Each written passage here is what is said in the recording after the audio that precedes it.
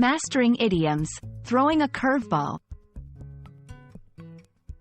Hello, everyone. Welcome back to our channel, where we dive into the fascinating world of the English language. Today, we're going to unravel the mystery behind a popular idiom, throwing a curveball. This phrase is not just about sports. It has a much broader application in everyday English conversations. Let's explore its meaning, origin, and how you can use it to enhance your English communication skills.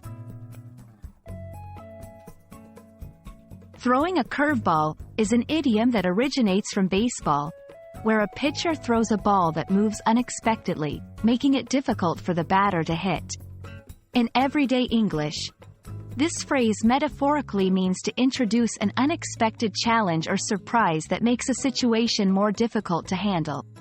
It's often used in contexts where someone is faced with a sudden change of plans or an unforeseen problem.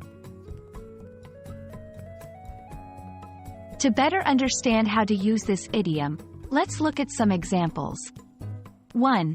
In the workplace. Just when we thought we had the project timeline figured out, the client threw a curveball by changing the requirements. 2. In personal life. I was ready to move to a new city for my job, but my partner threw a curveball by deciding to go back to school. 3. In general, life has a way of throwing curveballs, but it's how we respond to them that truly defines us. Understanding the origin of this idiom enriches its usage.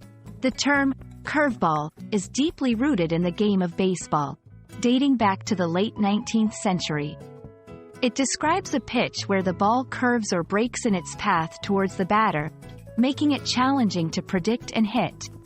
This unexpected twist in the game's strategy perfectly encapsulates the essence of the idiom in non-sporting contexts, symbolizing sudden challenges or changes that one must adapt to. Incorporating idioms like throwing a curveball into your conversations can make your English sound more natural and fluent. Here are some tips. Use it to express surprise or unexpected challenges. It's suitable for both formal and informal contexts, but gauge the situation to determine appropriateness. Practice using it in sentences or stories about your own experiences to become more comfortable with its usage. We hope this video has shed some light on the idiom, throwing a curveball, and how you can use it to add depth and nuance to your English conversations. Remember, language is not just about grammar and vocabulary. It's also about the colorful expressions that make it vibrant and alive. Keep practicing, and don't let life's curveballs discourage you. Thanks for watching, and see you in the next video.